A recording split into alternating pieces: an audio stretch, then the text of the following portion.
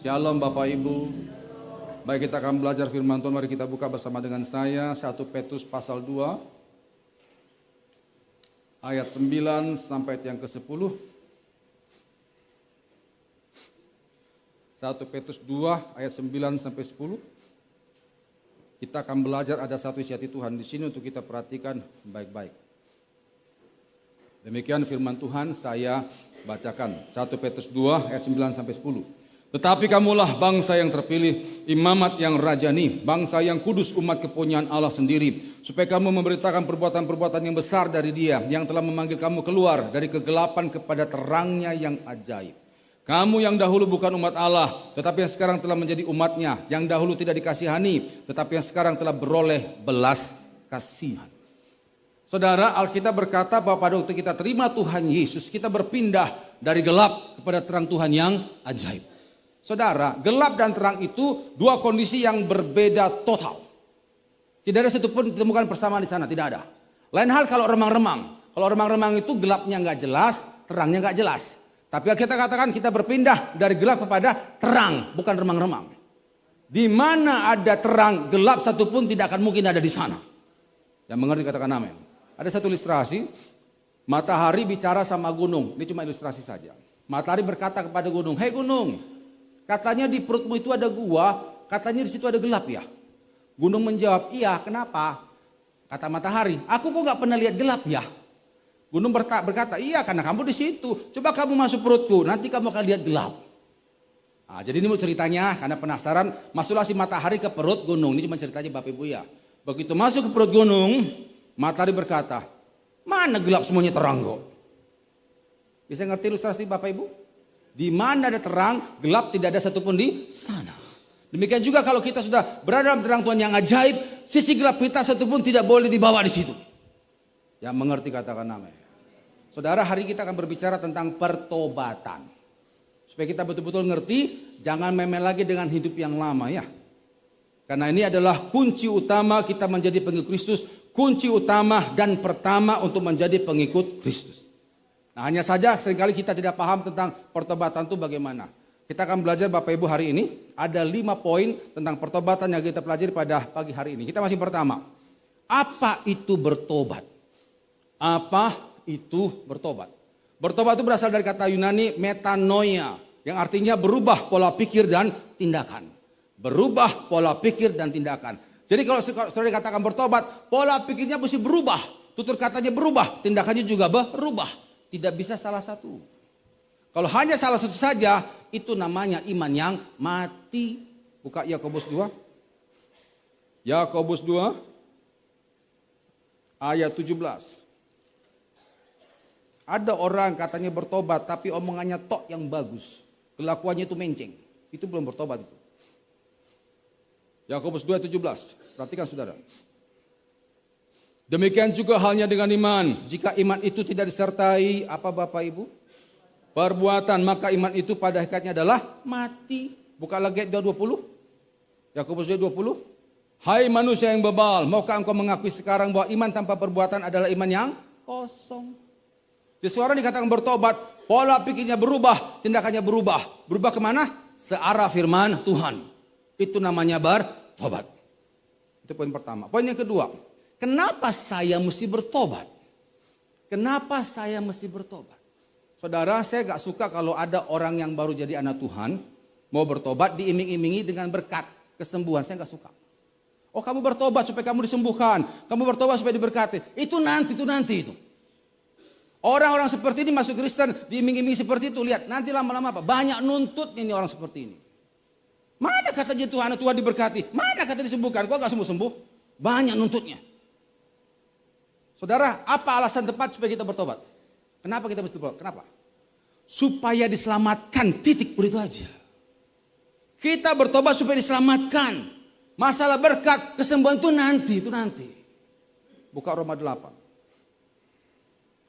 Roma 8 ayat 13. Kita bertobat supaya kita diselamatkan. Dan kita mengalami hidup yang sebenarnya bersama Kristus. Roma 8 ayat 13. Perhatikan kalimat itu Bapak Ibu. Sebab jika kamu hidup menurut daging, kamu akan, apa saudara? Mati. Tetapi jika oleh roh, turut besar Roh Kudus, kamu mematikan perbuatan-perbuatan tubuhmu, itu tanda orang itu bertobat. Kamu akan hidup. Sebab jika kamu hidup menurut daging, kamu akan mati. Tapi kalau kau bertobat, kau matikan perbuatan daging itu dengan kuasa Roh Kudus, kamu akan hidup. Kita bertobat supaya kita diselamatkan dan mengalami kehidupan yang sebenarnya bersama Kristus Yesus. Buka Roma 2 ayat 5. Roma 2 ayat 5. Kita hari ini banyak buka ayat Bapak Ibu ya, ini pengajaran. Roma 2 ayat 5. Dikatakan di sana, tetapi karena oleh kekerasan hatimu yang tidak mau bertobat, engkau menimbun murka atas dirimu sendiri. Pada hari waktu mana murka dan hukuman Allah yang adil akan dinyatakan. Kalau kita nggak mau bertobat, murka Tuhan itu tertimpa atas kita, mati kita. Jadi kita bertobat supaya kita diselamatkan dan mengalami kehidupan yang sebenarnya bersama Kristus Yesus. Yang setuju tepuk tangan bagi Tuhan. Bukan kesembuhan, bukan berkat, itu nanti. Poin yang ketiga, kapan kita mesti bertobat? Kapan kita mesti bertobat? Saudara, kalau ditanya kapan, masing-masing kita masih punya alasan ya, jawaban masing-masing. Ada yang berkata, Pak, saya nanti mau bertobat kalau doa saya dijawab. Pak, saya mau bertobat nanti kalau keluarga saya dipulihkan. Pak, nanti saya mau bertobat kalau saya sudah tua. Iya, kalau nyampe tua. Kalau muda mati. Banyak alasan. Sekarang jadi pertanyaan Bapak Ibu, apa jawaban yang tepat? Kapan saya harus bertobat? Buka Ibrani 3. Ibrani 3. Kapan saya harus bertobat? Ibrani 3 ayat 12 sampai 13. Ibrani 3 ayat 12 sampai 13. Waspadalah hai saudara-saudara, supaya di antara kamu jangan terdapat seorang yang hatinya jahat dan yang tidak percaya oleh karena ia murtad dari Allah yang hidup. Tetapi nasihatilah seorang akan yang lain setiap hari, selama masih dapat dikatakan apa saudara? Hari ini, supaya jangan ada di antara kamu yang menjadi tegar hatinya karena tipu daya dosa. Lompat ayat yang ke-15. Ibrani 3:15. Tetapi apabila pernah dikatakan pada hari ini, jika kamu mendengar suaranya, janganlah keraskan hatimu seperti dalam kegeraman. Kapan saudara? Hari ini, saat ini ditegur, bertobatlah. Bapak Ibu dikasih Tuhan, siapa yang tahu kapan kita mati? Tidak ada yang tahu. Tapi anehnya banyak manusia bebal berkata, nantilah, seklah, kapan-kapan lah.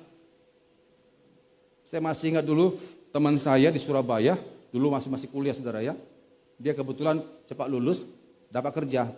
Tapi begitu dapat kerja, hampir 2 tahun tidak ke gereja. Kita teman-teman persekutuan doa yang satu kos lah nasihati. Bro, ke gereja lah, masa gara-gara kerja gak ke gereja kau? Repot son, capek, banyak alasan lah. Saya bilang, apa salahnya waktumu satu kali seminggu loh, 2 jam ke Tuhan, apa salahnya? Gak ada waktumu kah? Kau dapat kerja kan juga kan di Tuhan, saya bilang gitu. Saya bilang, gampang banyak alasan. Setiap minggu kita ingatin, nantilah, masih repot lah, lembur lah, sakit perut lah, ada apalah banyak alasan. Saya masih ingat saudara ya, sudah berapa kali kita nasihati, udah setahun lebih lah itu. Bro, besok hari Minggu, nih saya ngomong hari Sabtu, ke gereja ya. Dia bilang apa? Lihat nanti. Ternyata apa? Nggak ke gereja. Katanya entah apa alasannya. Hari Senin pagi mati ditabrak depan Institut Teknologi Aditama Surabaya. Pecah kepala, sudah pecah.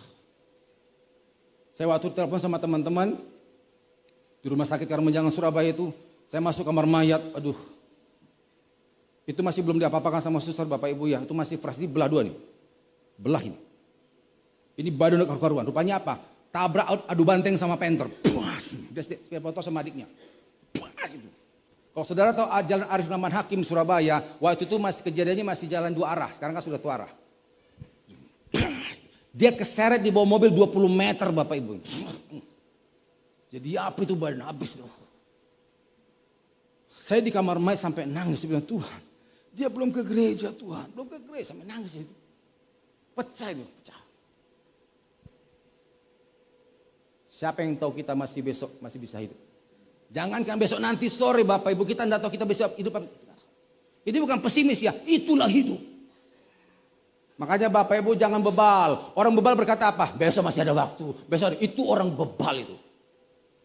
Begitu kau ditegur dosa saudara, bertobatlah hari ini juga. Yang mengerti katakan amin. Jangan anggap enteng panggilan Tuhan bertobat. Jangan anggap enteng. Kalau hari ini kau ditegur dosamu, bertobatlah. Yang setuju katakan amin. Jadi kapan kita mesti bertobat? Saat kita ditegur, hari itu juga harus bertobat. Poin yang ketiga, poin yang keempat. Apa ciri orang bertobat? Apa ciri orang bertobat? Saya temukan ada 2 ciri orang bertobat. Yang pertama, mampu memperlakukan Tuhan selayaknya Tuhan.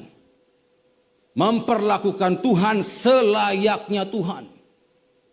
Bapak Ibu kalau lihat orang itu bertobat atau tidak, lihat bagaimana dia perlakukan Tuhannya. Yang bertobat itu akan perlakukan Tuhan sepantasnya, selayaknya Tuhan. Nah, saya temukan saudara, ada 5 cara anak Tuhan memperlakukan Tuhannya. Yang pertama, memperlakukan Tuhan sebagai alat pemenuhan kebutuhan hidup. Memperlakukan Tuhan sebagai alat pemenuhan kebutuhan hidup. Ini adalah orang yang datang ke Tuhan pas lagi butuhnya saja. Kalau nggak butuh dia nggak cari Tuhan. Lebih celakanya lagi, begitu dia dapatkan apa yang dia harapkan, dia tinggalkan Tuhan. Lupa sama Tuhan. Ada orang kayak gitu ada. Buka Lukas 17. Bisa lihat 10 orang kusta yang disembuhkan itu.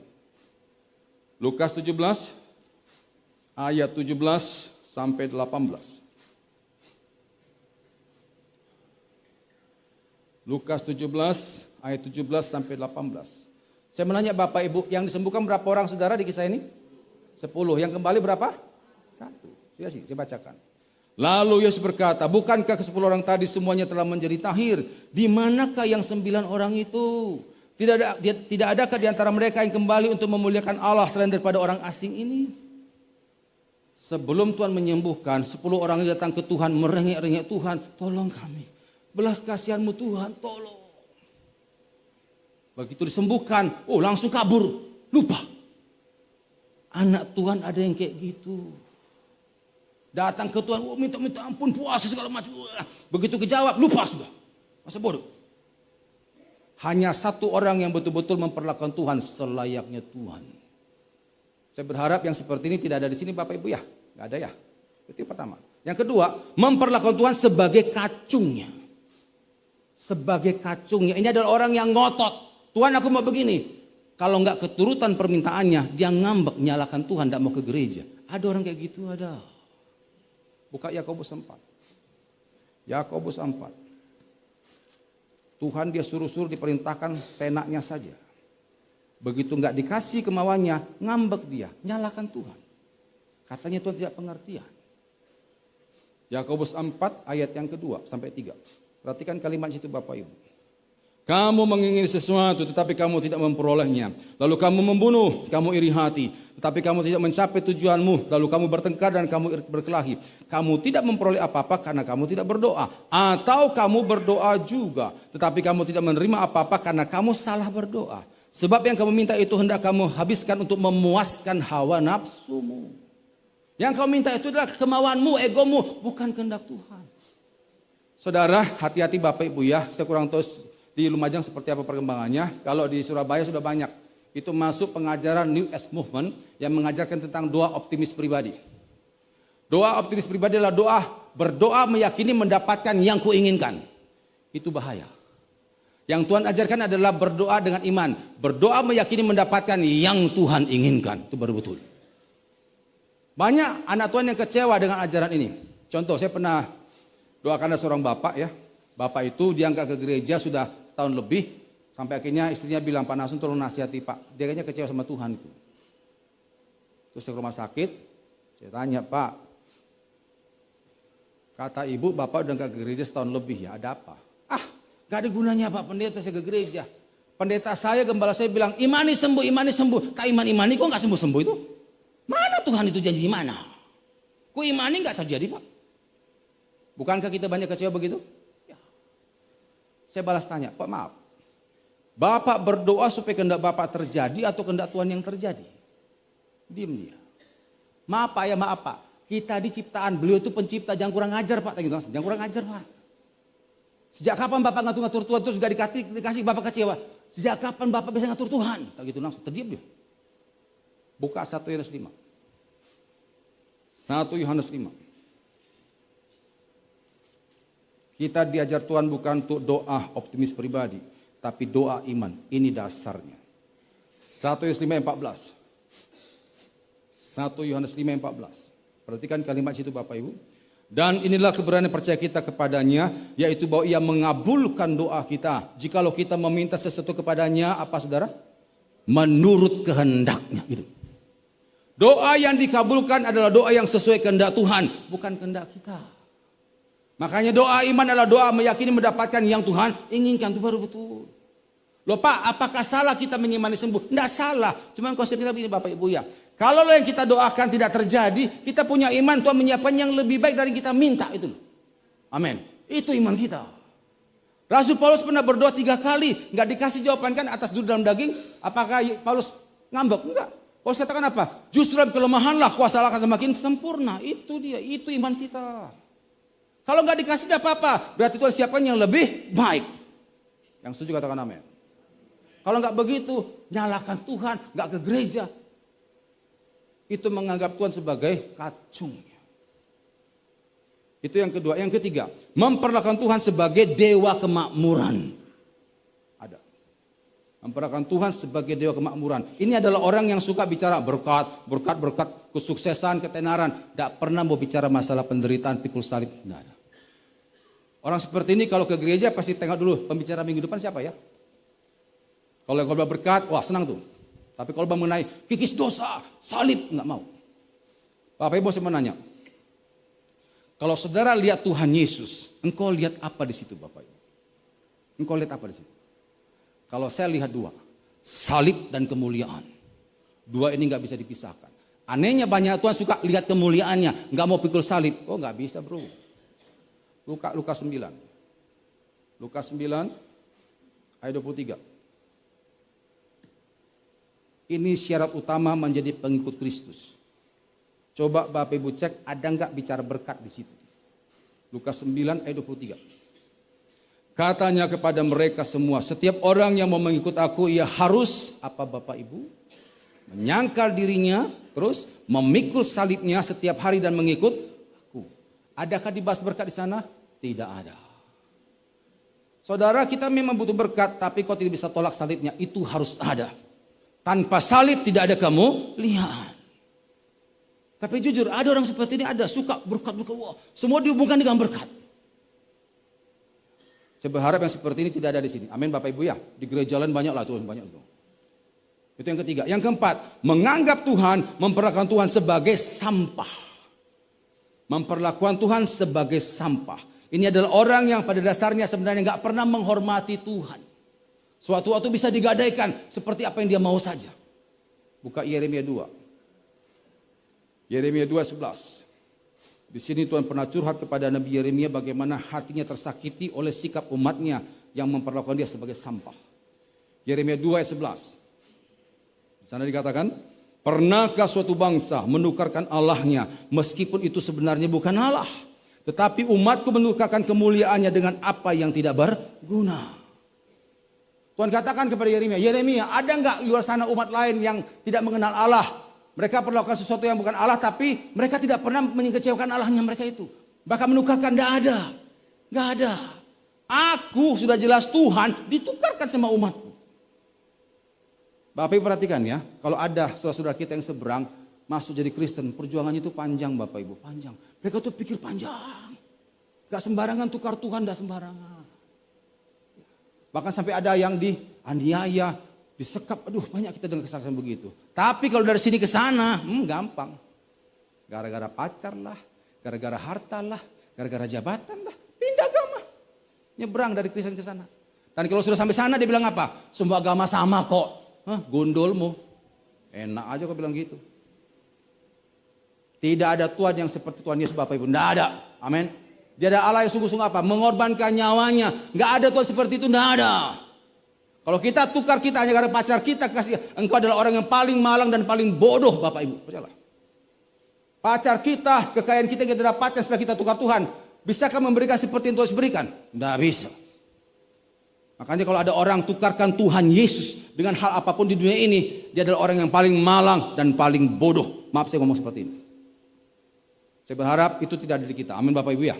Jangan sampai seperti itu. memperlakukan Tuhan sebagai sampah. Itu yang keempat. Yang kelima, memperlakukan Tuhan selayaknya Tuhan. Ini baru betul. Memperlakukan Tuhan selayaknya Tuhan. Yohanes 10 ayat 27. Yohanes 10 ayat 27. Ini yang kita harapkan ada di kita, jemaat Pasirian di sini. Yohanes 10 ayat 27 dikatakan di sana, domba-dombaku mendengarkan suaraku dan aku mengenal mereka dan mereka mengikut aku. Domba-dombaku mendengar suaraku dan aku mengenal mereka dan mereka mengikut aku. Buka lagi Yohanes 14 ayat 15. Yohanes 14 ayat 15. Jikalau kamu mengasihi aku, kamu akan menuruti apa Bapak Ibu? Segala perintahku, bukan sebagian ya, segala perintahku. Ini adalah orang yang memperlakukan Tuhan selayaknya Tuhan. Nah dari 5 ini saudara yang mana?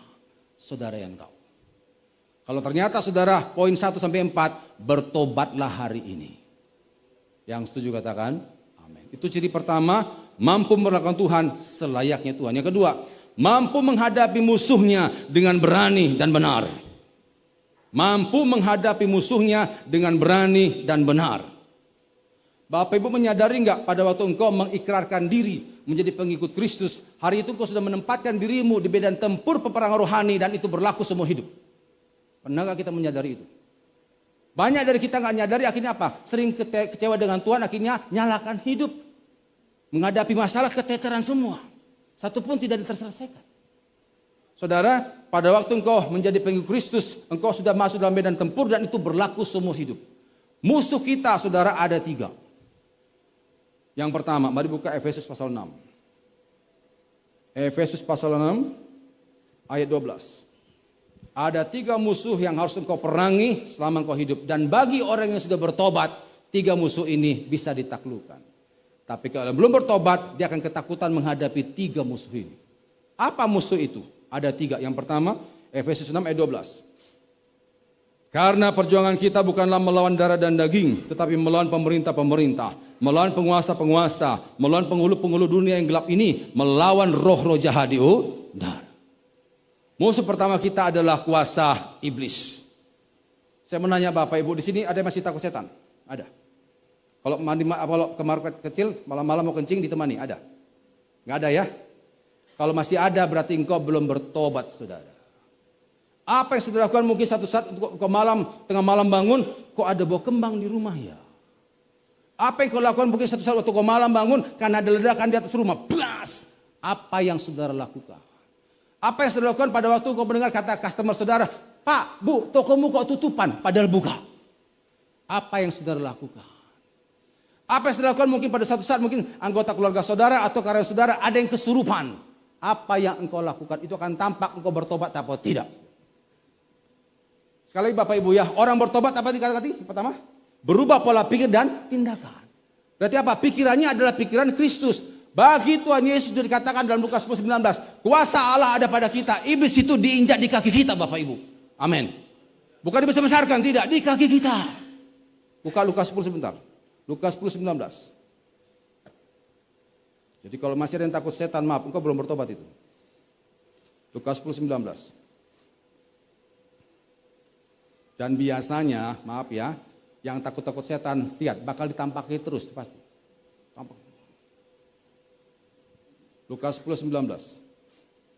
Sesungguhnya aku telah memberikan kuasa kepada kamu untuk menginjak ular dan kalajengking dan kuasa untuk menahan kekuatan musuh sehingga tidak ada yang akan membahayakan kamu.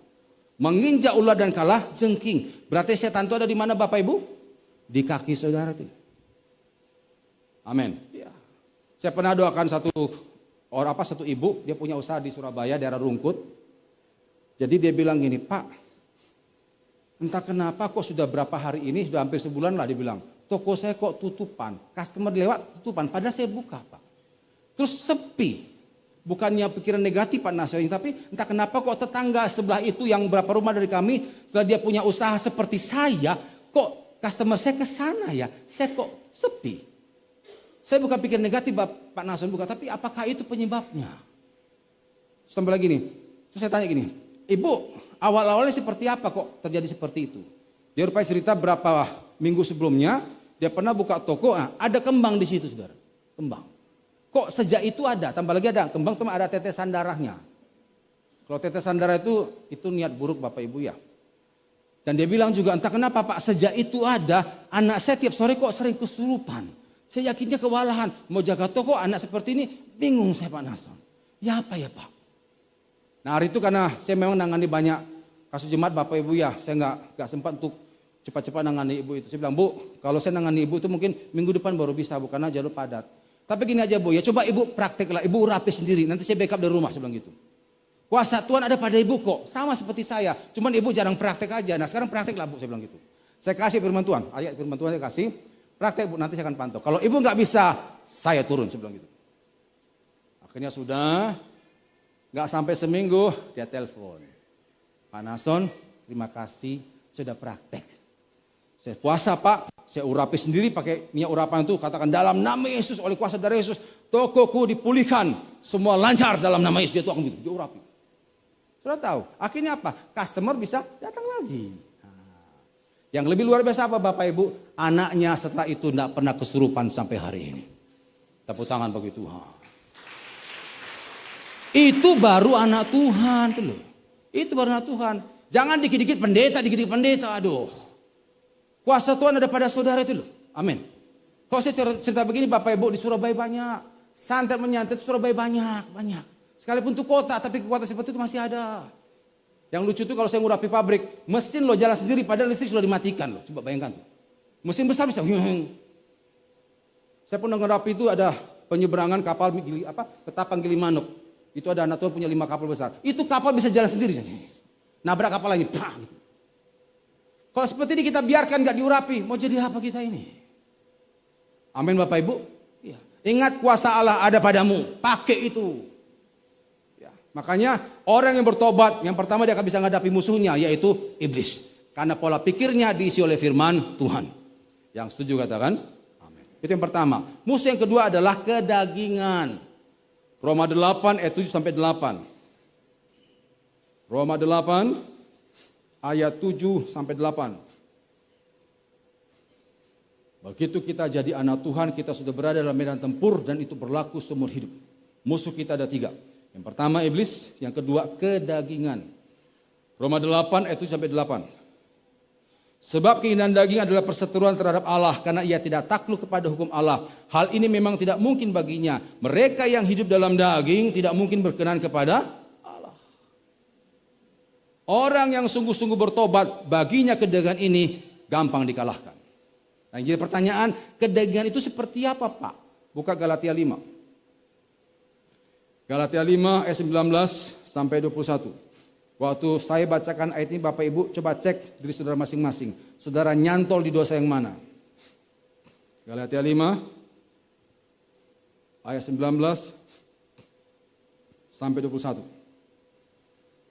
Perbuatan daging telah nyata, yaitu percabulan, kecemaran, hawa nafsu, penyembahan berhala, sihir, perseteruan, perselisihan, iri hati, amarah, kepentingan diri sendiri, percederaan, roh pemecah, kedengkian, kemabukan, pesta pora, dan sebagainya. Terhadap semuanya itu kuperingatkan kamu seperti yang telah kubuat dahulu, bahwa barang siapa melakukan hal demikian, ia tidak akan mendapat bagian dalam kerajaan Allah. Bagi orang yang belum bertobat, kalau dia mengalami seperti ini, sulit untuk ditaklukkan. Tapi kalau sudah bertobat, baginya gampang untuk menaklukkan dosa-dosa seperti ini. Nah, yang paling sering saya temukan di Surabaya itu, kalau masalah kedagingan ini, contohnya kepahitan. Itu masih banyak. Masa-masa lalu yang dulu itu, masih disimpan juga luka batinnya, banyak. Terakhir kami tangani ada seorang tante, datang ke tempat kami itu usia 70 tahun nggak salah. Itu kena kanker payudara, 2 tahun. Pelepasan tempat kita. Nah biasanya kalau orang pelepasan tempat kami, memang kami nggak tanya-tanya dosa mereka karena banyak yang nggak mau terbuka. Akhirnya kasih cuman formulir pengakuan dosa. Tolong Bapak Ibu yang pelepasan ngaku dosa tuntaslah ke Tuhan. Ke kami ndak usahlah. Terbuka dengan Tuhan lah. Karena apa yang kau akui itu yang lepas. Tolong tuntas, jangan pelihara itu dosa, saya katakan begitu. Akhirnya pengakuan dosa. Nah kami nggak ngerti dosa AI ini apa. Nah, cuman dia bilang ada kanker. Tahu saudara, waktu didoakan tidak terjadi apa-apa, tapi pulang diantar sama tim kami di mobil, kankernya itu pecah. Saudara. Waktu pecah di mobil dia pikirkan air basah ya, kok dingin ya, ternyata itu nanah sama darah di sini. Sampai tisu mobil habis. Nah, terus ditanya sama tim saya yang ngantar, tadi kenapa kok seperti ini? Tadi waktu didoakan di sana katanya ada kuasa Tuhan turun di kepalanya, terus turun ke sini, terus nyentak gini. Waktu gini dia sempat sakit. Tuhan hilang. Ada pikir udah selesai. Ternyata apa? Pecah di mobil. Nah, yang jadi pertanyaan gini Bapak Ibu ya. Bukankah tante ini sering berdoa? Dia sering berdoa ke gereja. Tapi enggak pemberesan dosa. Itu dia. Enggak mau mengampuni. Itu dia. Kalau kita enggak mau mengampuni, ada kepahitan. Bagaimana Tuhan bisa dengar doa kita? Buka Mazmur 66.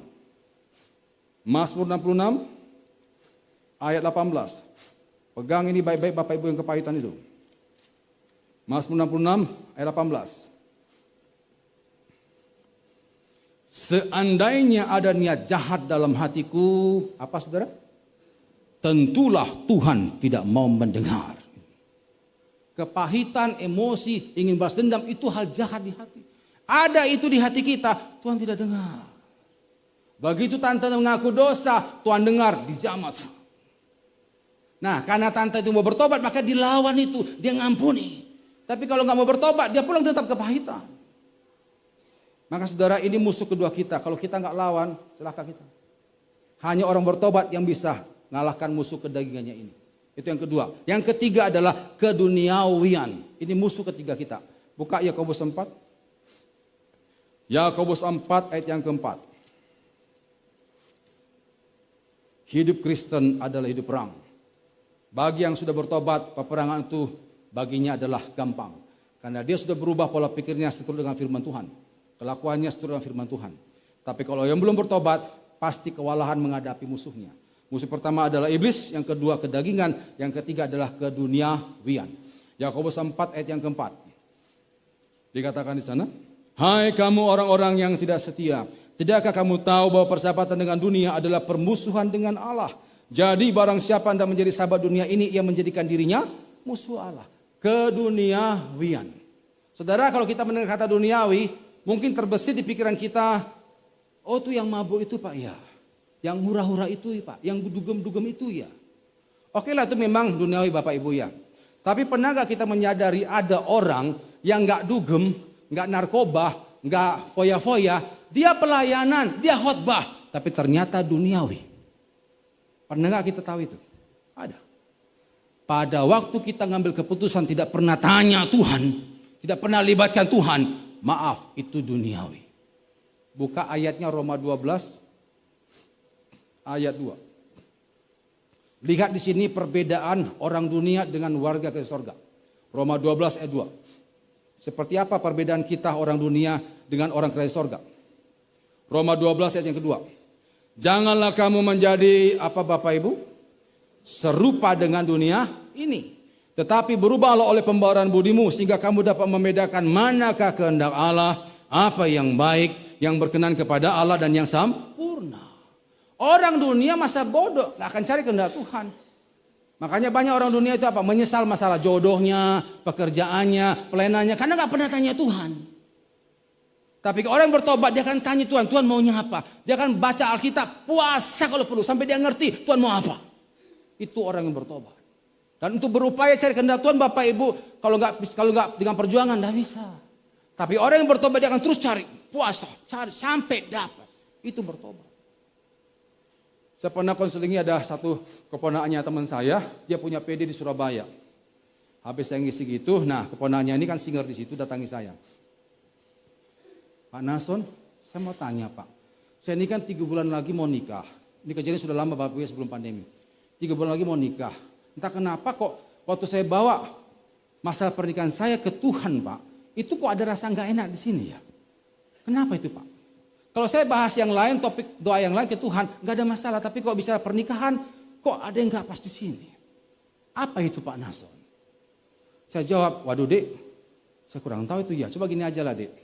Kamu nanti doa sama Tuhan, katakan Tuhan, aku enggak ngerti ada perasaan apa seperti ini ke waktu kedua tentang pernikahan. Kalau itu dari Engkau Tuhan, Nyatakan kuasamu. Tapi kalau itu bukan dari engkau, hanya perasaanku saja, aku singkirkan dalam nama Yesus. Kamu doa seperti itu, saya bilang gitu. Habis sudah selesai, 6 bulan kemudian saya dapat jadwal ngisi di teman saya itu. Nah, waktu saya ngisikan, keponakannya datangi saya. Saya tanya, gimana? Udah nikah berarti ya? Nggak jadi Pak, katanya. Loh, kenapa? Dia cerita. Nasihatnya Bapak saya terapkan. Saya doa malam itu Pak, saya bilang, Tuhan, kalaulah perasaan ini dari engkau, tolong tunjukkan. Tapi kalau ini hanya perasaanku saja yang nggak enak ini, kusingkirkan dalam nama Yesus, keluar. Setelah seminggu dia doa begitu Bapak Ibu, satu saat waktu tengah malam dia mau tidur, dia kan doa dulu nyembah. Tiba-tiba ada gerakan di hatinya untuk telepon tunangannya ini. Nah kalau saudara Surabaya tahu Surabaya ya, perempuan ini tinggal di daerah Rungkut, laki-lakinya kos di daerah Perak, pelabuhan Bapak Ibu. Itu naik jalan tol itu panjang. Ditelepon dah petunangannya tengah malam jam 12 malam, 10 kali miss call nggak diangkat. Sampai heran dia, ada apa ya? Takut terjadi apa-apa, sampai akhirnya karena ditelepon pakai teleponnya nggak diangkat, akhirnya dia panggil papanya. Pak, ini Sandu kayak gini-gini, kok nggak diangkat ya? Nggak biasanya ini. Akhirnya papanya telepon pakai telepon papanya itu, nggak diangkat juga Bapak Ibu. Khawatirlah keluarga ini. Dipikir terjadi apa-apa, akhirnya berangkatlah satu keluarga ke Perak, saudara. Sampai di kosnya si laki, ketahuan brengseknya, dia bawa perempuan tidur di situ. Buka semua, malu. Yang menyedihkan bagi saya adalah perempuan ini singer gereja, lakinya pemain musik gereja. Itu yang menyedihkan saya. Akhirnya si bapak ini, bapak ibu ya, orang tua si perempuan langsung telepon calon besannya, batalkan semua pernikahan sudah. Saya bersyukur, kenapa? Karena wanita ini, perempuan ini melibatkan Tuhan. Ini baru anak Tuhan. Tidak kayak yang lain kan? Akhirnya apa? Menyesal toh? Karena nggak pernah tanya Tuhan. Nggak pernah libatkan Tuhan. Apa bedanya kita orang dunia? Orang dunia berkata apa? Aku maunya itu, ya itu Pak. Itu orang dunia. Anak Tuhan tidak. Makanya berapa banyak orang terjajah dengan keputusannya gara-gara gagal mengambil keputusan sesuai dengan kehendak Tuhan. Gagal di masalah kerja, pelayanan. Karena nggak pernah tanya Tuhan. Nyesel akhirnya. Terjajah oleh penyesalannya sendiri. Ini musuh ketiga kita Bapak Ibu ya. Keduniawian. Maka saudara kalau orang sudah bertobat, dia akan cari kehendak Tuhan. Tapi kalau belum bertobat, masa bodoh. Saya berharap yang seperti ini nggak ada di kita. Amin Bapak Ibu. Kita adalah orang-orang yang mencari kehendak Tuhan. Yang setuju, tepuk tangan bagi Tuhan. Ingat Bapak Ibu, ingat ya saudara ya. Kita ini hidup cuma satu kali loh ya. Jadi jangan isi hari-harimu dengan menyesal. Mau jadi apa hidup ini? Hidup cuma satu kali, kita nggak bisa rewind, nggak bisa ulang, nggak bisa. Hendaklah yang satu kali waktu ini tanya Tuhan, minta tuntunan Tuhan sungguh-sungguh gitu loh. Supaya nanti waktu di ujung hidupmu di sana, engkau bahagia itu loh Bapak Ibu. Amin. Jangan menyesal. Aduh, jadi apa itu? Itu poin yang keempat. Yang kelima yang terakhir, model penyesalan. Saya temukan ada 5 cara anak Tuhan bertobat. Maksudnya 3 model pertobatannya. Ada 3 cara anak Tuhan bertobat. 3 model pertobatan. Yang pertama, bertobat karena ketahuan. Karena kepergok. Selama belum kepergok, belum ketahuan, dia akan teruskan dosa itu. Buka Yohanes 8. Yohanes 8. Kita tidak usah baca seluruh ayatnya. Coba lihat judulnya saja. Yohanes 8 ayat 1 sampai ayat yang ke-11. Kalau saudara bawa Alkitab, apa judulnya situ Bapak Ibu? Hah? Perempuan yang berzina. Perempuan ini kedapatan berzina, diseretlah oleh para tokoh agama pada waktu itu, diperharapkan kepada Tuhan Yesus. Dengan harapan Tuhan Yesus setuju untuk perempuan ini dirajam mati. Tapi Tuhan katakan apa? Yang tidak berdosa saya akan lempar pertama sekali. Akhirnya semua pada mundur. Tinggal wanita itu sendirian, lalu Tuhan katakan, aku mengampuni dosamu, pulanglah jangan buat dosa lagi. Kira-kira berapa Bapak Ibu, wanita ini bertobat enggak? Bertobat, Tuhan terima kok. Tapi ketahuan. Ya Tuhan terima tapi ya malulah. Kenapa mesti ketahuan itu? Surabaya ada juga gitu Bapak Ibu ya. Dulu saya punya teman satu hamba Tuhan, kita gak sebut nama lah. Hamba Tuhan, pelayanan juga khotbah. Dia kerja Bapak Ibu ya di salah satu perusahaan. Dan juga yang punya perusahaan itu teman saya juga. Ketangkap Bapak Ibu, dia kepala gudang ini. Ternyata sering ngambil barang dari gudangnya. Tawanya itu pas waktu tim audit dari Jakarta datang ngaudit perusahaan, baru kebongkar. Loh di mana ini? Setelah habis semuanya baru tobat. Ada yang kayak gitu ada. Buka Lukas 15, kisah anak yang hilang. Lukas 15 ayat 17 sampai 18. Bertobat karena kesusahan. Setelah habis semuanya. Kalau saudara baca satu pasal ini, laki-laki ini, anak muda ini terima warisan dari orang tuanya, padahal orang tuanya belum meninggal itu, dihabiskannya semua foya-foya. Berujunglah hidupnya di kandang babi. Sampai yang punya babi pun juga tidak mengizinkan dia itu makan ampas babi. Saking parahnya keadaannya. Akhirnya dia berkata, di rumah bapakku banyak makanan. Aku seperti tersiksa. Setelah habis semuanya baru dia kepingin kembali ke bapaknya. Saya bacakan Bapak Ibu ya. Lukas 15 ayat 17 sampai 18. Aku akan bangkit. Lalu ia menyadari keadaannya, katanya, betapa banyaknya orang upan bapakku yang berlimpah-limpah makanannya, tetapi aku di sini mati kelaparan. Aku akan bangkit dan pergi kepada bapakku dan berkata kepadanya, Bapa, aku telah berdosa terhadap sorga dan terhadap Bapa. Dia sadar di sana, lalu dia kembali ke rumah bapaknya. Saya menanya Bapak Ibu, kira-kira bapaknya terima apa enggak? Terima. Tapi kenapa mesti hancur dulu? Di Surabaya banyak Bapak Ibu ya, banyak. Setelah habis perusahaannya, bolak-balik tegur dosanya gak mau bertobat, habis perusahaannya, habis kesehatannya, di ruangan ICU. Nah bertobatlah di situ dia. Setelah selang dokter di sini, napas sudah sepenggal-penggal. Pak Pendeta, saya mau bertobat. Nanti kalau sembuh saya mau pelayanan. Iya kalau pelayanan, kalau sembuh, kalau mati. Mana kita tahu. Yang saya heran, tak kenapa sekarang ruangan ICU berubah menjadi ruang pertobatan. Itu yang saya heran. Kenapa tidak ruang gereja itu? Tapi saya harap di sini tidak ada Bapak Ibu ya, amin. Biarlah itu di luar sana. Bertobat karena kesusahan.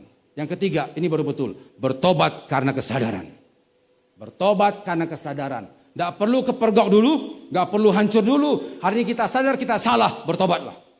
Siapakah itu di Alkitab? Sakeus. Mari buka Lukas 19. Lukas 19. Sakeus ini ngaku dia berdosa. Dia diberkati. Tapi dia nggak tunggu nama baiknya tercemar dulu.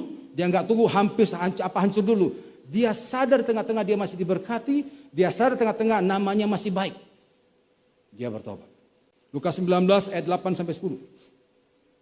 Tetapi Sakeus berdiri dan berkata kepada Tuhan, Tuhan, setengah dari milikku akan kuberikan kepada orang miskin, dan sekiranya ada sesuatu yang kuperas dari seorang akan kukembalikan 4 kali lipat. Dia ngaku dia pernah peras orang.